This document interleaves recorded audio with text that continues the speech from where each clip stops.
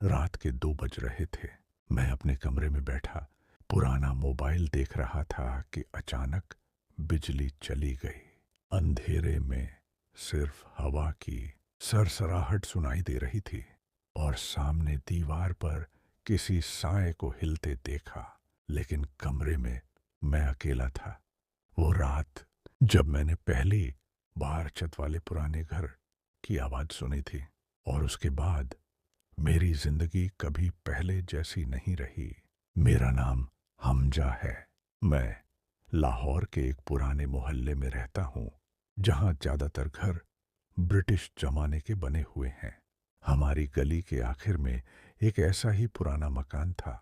ऊंची दीवारें, लोहे का गेट और ऊपर टूटी हुई छत। लोग उसे कमाल हाउस कहते थे। कहते हैं कि वहां बरसों पहले एक परिवार रहता था जो एक रात अचानक गायब हो गया। उसके बाद से वो घर खाली पड़ा है। लेकिन खाली दिखने वाली चीजें अक्सर सबसे ज्यादा भरी होती हैं। बचपन से ही मुझे उस घर की तरफ अजीब सी खिंचाव महसूस होती थी। जब भी वहां से गुजरता लगता जैसे कोई खिड़की के पीछे से मुझे देख रहा हो।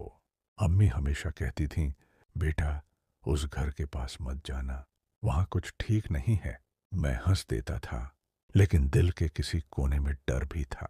फिर एक दिन मोहल्ले के कुछ दोस्तों ने शर्त लगाई, अगर तू सच में बहादुर है तो उस घर में जाकर एक रात गुजार के दिखा। मैंने मुस्कुराकर कहा, चैलेंज कबूल है। मुझे अंदाजा नहीं था कि ये फैसला मेरी जिंदगी का सबसे डरावना फैसला होगा। अगली रात मैं अपने फोन की लाइट लेकर कमाल हाउस के गेट पर पहुंचा।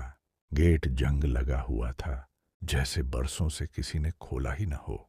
मैंने धीरे से धक्का दिया और गेट खुल गया। अंदर कदम रखते ही एक अजीब सी गंध आई। बासी हवा, नमी और कुछ ऐसा जो शब्दों में बयान नहीं किया जा सकता। फर्श पर टूटी लकड़ी, दीवारों पर पुराने फ्रेम जिनमें किसी जमाने की तस्वीरें थीं। एक तस्वीर में एक औरत, एक आदमी और 2 बच्चे थे। सबके चेहरे धुंधले थे, लेकिन उनकी आंखें जैसे अब भी मुझे देख रही हों। मैं धीरे धीरे आगे बढ़ा। हर कमरे में सन्नाटा था, लेकिन उस सन्नाटे के पीछे जैसे कोई सांस ले रहा हो। ऊपर जाने वाली सीढ़ियों पर लाइट डाली। वहां लकड़ी पर ताजे पैरों के निशान थे, गीले, जैसे कोई अभी अभी गुजरा हो। दिल जोर जोर से धड़कने लगा।